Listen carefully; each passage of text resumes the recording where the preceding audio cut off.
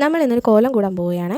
ഇവിടെ കാഞ്ഞൂർ ശ്രീ ദുർഗാദേവി ക്ഷേത്രത്തിലെ ഭദ്രാദേവിക്ക്, അതായത് ഭദ്രേമിക്ക് വേണ്ടി നടത്തുന്നതാണ് കോല വഴിപാട്. കവുങ്ങുമരവും പ്രകൃതിയിൽ നിന്ന് തന്നെ ലഭിക്കുന്ന ചായക്കൂട്ടുകൾ ഉപയോഗിച്ച കോലം തയ്യാറാക്കുന്നത്.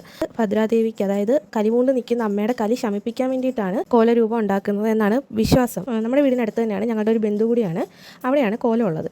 അങ്ങനെ ഞങ്ങൾ കോല വീട്ടിൽ ചെന്നു, ദക്ഷിണ വെച്ച് തൊഴുതിട്ട് ഞങ്ങൾ കഴിക്കാനായിട്ട് പോയി. കോലവീട്ടിലെ ഏറ്റവും വലിയ പ്രത്യേകത എന്താണെന്ന് പറഞ്ഞാൽ അവിടെ എപ്പോഴും ആഹാരം കാണണം എന്നുള്ളതാണ്. ആഹാരം ഇല്ല എന്നൊരവസ്ഥ കോലവീടുകളിൽ ഉണ്ടാവരുത്.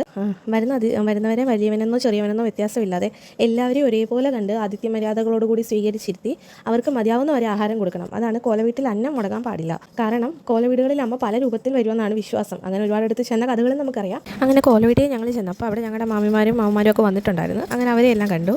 ആ കോലം എടുക്കുന്ന ആളും ഇതുപോലെ തന്നെ നല്ല വ്രതമൊക്കെ എടുത്തിട്ടാണ് വരുന്നത്.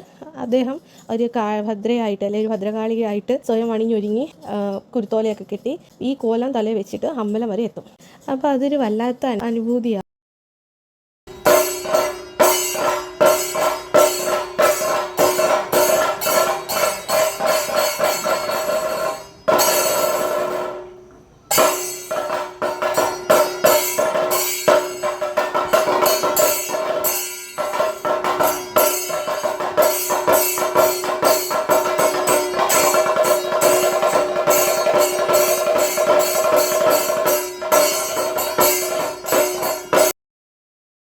അങ്ങനെ കോലം എല്ലാം ഇറങ്ങി, കോലം പോയി കഴിഞ്ഞപ്പോഴത്തേക്ക് ഞങ്ങളും തിരികെ വീട്ടിലേക്ക് എത്തി.